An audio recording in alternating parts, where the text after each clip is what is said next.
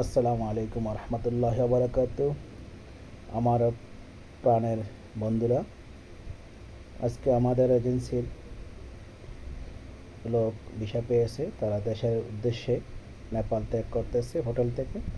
হোটেলের মালিকের পক্ষ থেকে ওনার সন্তান গিফট দিতেছে সবাইকে।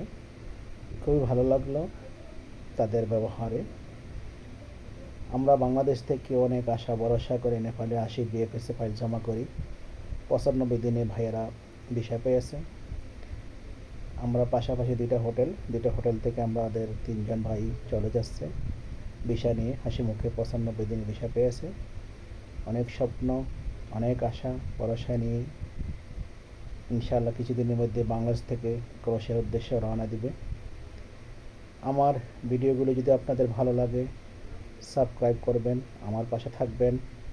ইনশাআল্লাহ ক্রোয়েশিয়ার ইউরোপের আপডেট নিয়ে আসব। আপনাদের সহযোগিতায় আমি সামনে এগিয়ে যেতে চাই।